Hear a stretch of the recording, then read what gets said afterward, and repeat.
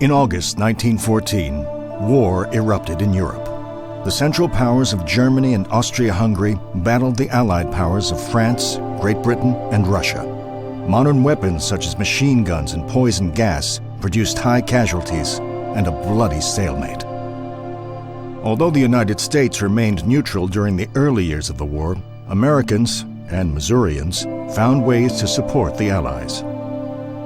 In the early 1900s, armies still relied on pack animals to move weapons and supplies. The firm of Guyton and Harrington in Lathrop sold more than 350,000 mules and horses to the British Army. This represented about 1/4 of all livestock shipped from America during the war. Some Missourians volunteered to join the Allied armies. Men like Frank Crawford of Springfield served in the Canadian Expeditionary Force. Crawford was gassed and wounded while fighting on the Western Front. The European War hit home when a German submarine sank the British passenger ship Lusitania in 1915. 6 Missourians were among the nearly 1,200 casualties, including Theodore Naish of Kansas City. German-born Americans who had made Missouri their home for decades soon faced discrimination as their loyalty was questioned and their native language was scorned. But Germany wasn't the only threat. In 1916, a band of Mexican revolutionaries stormed America's southern border. Lynn County native General John J. Pershing led U.S. forces to find rebel leader Francisco Pancho Villa.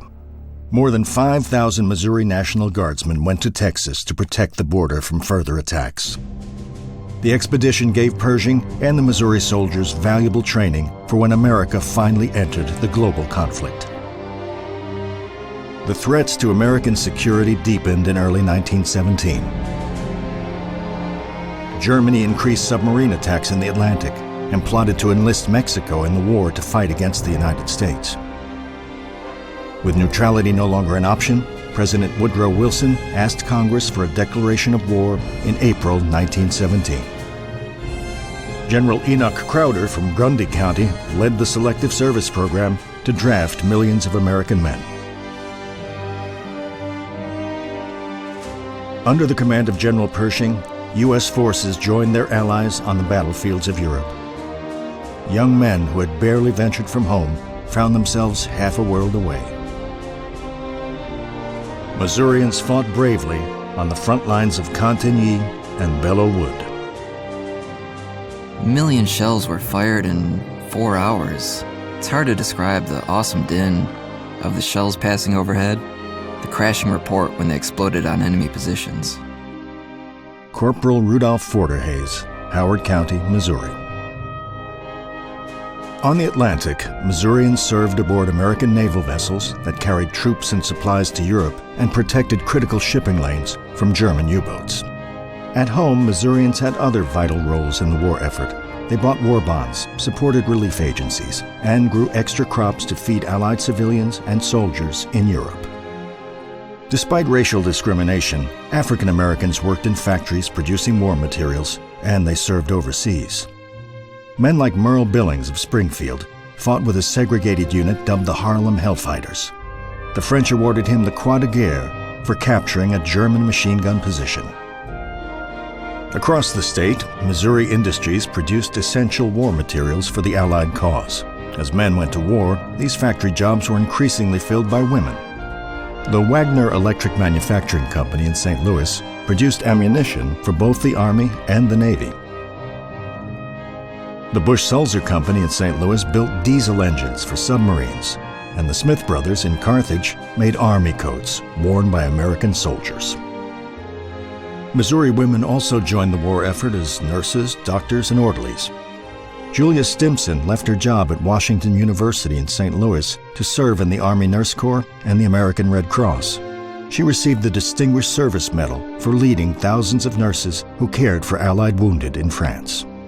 Those that have gone to their master were tenderly laid to rest, while those that were blinded and mangled were brought to us to be dressed. Hospital anesthetist Esther Leonard, St. Louis. As the brutal fighting wore on through the autumn of 1918, the Allies launched a final massive assault on the Germans. The Meuse-Argonne offensive lasted 47 grueling days. The combat was ruthless and personal.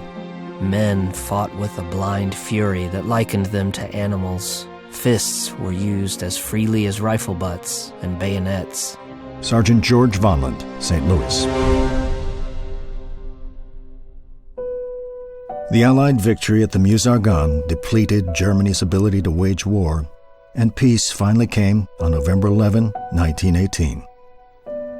Joyous celebrations to mark the armistice soon gave way to solemn tributes to those lost in the fight.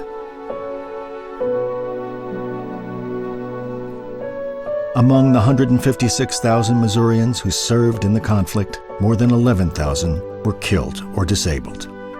Many times we spoke of the good times we would have after the war was over, but alas, some of those who spoke of the good times now lie in graves in the Argonne forest.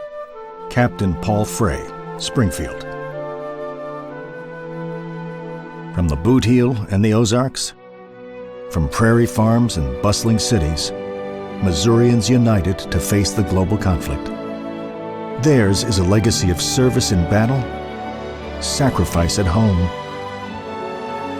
and victory in the Great War.